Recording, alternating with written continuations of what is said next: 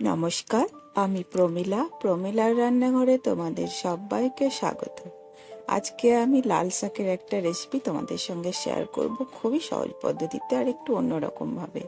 তো পুরো ভিডিওটা দেখো, আশা করি ভালো লাগবে। ভালো লাগলে লাইক শেয়ার করো, আর আমার চ্যানেলে নতুন হয়ে থাকলে চ্যানেলটাকে প্লিজ সাবস্ক্রাইব করে দিও।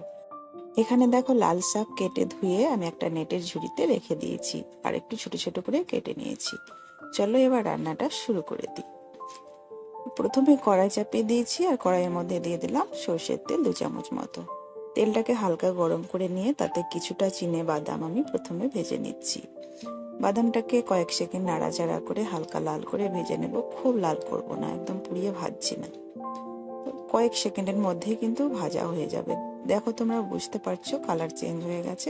এখন কিন্তু আমি বাদামটাকে উঠিয়ে নেব। এই বাদামটা শাকের জন্য আমাদের পরে কাজে লাগাবো। আমি কিন্তু সব বাদামগুলো উঠিয়ে নিয়েছি। এবার ওই তেলের মধ্যে দিয়ে দিচ্ছি 1 চামচ মতো কালো জিরে আর অল্প একটু হলুদ দিয়ে দিলাম। এখন 2টো শুকনো লঙ্কা আমি ফাটিয়ে দিয়ে দিচ্ছি। আর কয়েক কোয়া রসুন আমি অর্ধেক করে কেটে নিয়েছি, সেটা দিয়ে দিচ্ছি। এখন রসুনটা কিন্তু কাঁচা আছে, তাই একদম ছোট ছোট করে আমি কাটিনি। তো ফোড়নটাকে খুব সুন্দর করে এখন ভাজা ভাজা করে নেব। ফোড়নটা দেখো এখন লাল লাল হয়ে গেছে, খুব সুন্দর একটা গন্ধ বেরোচ্ছে। এই সময় আমি শাকটা অ্যাড করে দেব। কয়েক সেকেন্ড নাড়াচাড়া করবে মিডিয়াম আছে, তাহলে কিন্তু ফোড়নটা ভাজা হয়ে যাবে। ফোড়নটাকে অবশ্যই পুড়িয়ে ফেলবে না, হালকা লাল করে ভাজবে। এখন আমি শাকটা দিয়ে দিচ্ছি। সম্পূর্ণ শাক দেওয়া হয়ে গেছে। এখন কিন্তু খুব ভালো করে আমি মিশিয়ে নিচ্ছি। খুব ভালো করে তল ওপর করে মিশিয়ে নেবে। মেশানো হয়ে গেছে। এখন কিন্তু শাকের মধ্যে একদমই জলের ব্যবহার করব না। আমি স্বাদের জন্য লবণ দিয়ে দিচ্ছি আর কালারের জন্য অল্প একটু হলুদ দিচ্ছি। লবণটা অবশ্যই বুঝে দেবে, শাকের মধ্যে অল্পতেই লবণ হয়ে যায়। লবণ হয়ে গেলে ভালো লাগে না। শাক কিন্তু একটু পরে কমে আসবে, তখন লবণটা তার জন্য প্রথমে কম দেবে। লবণ হলুদ মেশানো হয়ে গেছে। ঢাকা দিয়ে এখন স্লো আছে 1 মিনিট রাখলাম। ঠিক 1 মিনিট পরে ঢাকাটা খুলে নিচ্ছি আর একটু নাড়াচাড়া করে দিচ্ছি। তো নাড়াচাড়া করে দিলাম। এবার কিন্তু এর মধ্যে আমি কয়েকটা কাঁচা লঙ্কা ভেঙে অ্যাড করব। আর গ্যাসের ফ্লেমটাকে এখন মিডিয়ামে করে দিলাম।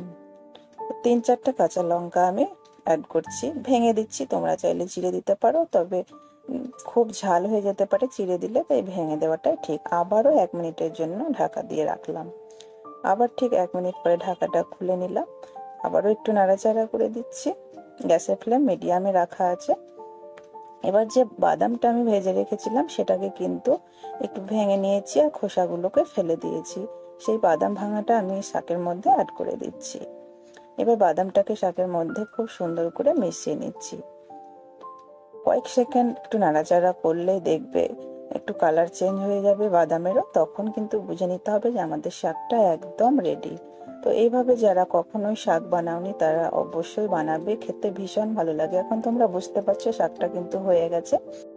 আজকে সহজ রেসিপিটা তোমরা দেখতে পেলে, আশা করি তোমাদের ভালো লাগলো। ভালো লাগলে অবশ্যই লাইক শেয়ার করো, আর আমার চ্যানেলে নতুন হয়ে থাকলে চ্যানেলটাকে প্লিজ সাবস্ক্রাইব করে দিও।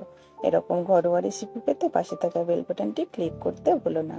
আমি কিন্তু একটা পাত্রে নামিয়ে নিয়েছি। এখন গরম গরম ভাতের সাথে এই একটা শুকনো লঙ্কা ভেজে রাখবে, আর এই লাল শাক দিয়েই কিন্তু 1 থালা ভাত খেয়ে নেবে। আজকে এ পর্যন্তই। দেখা হবে পরের পর্বে। ভালো থেকো, সুস্থ থেকো।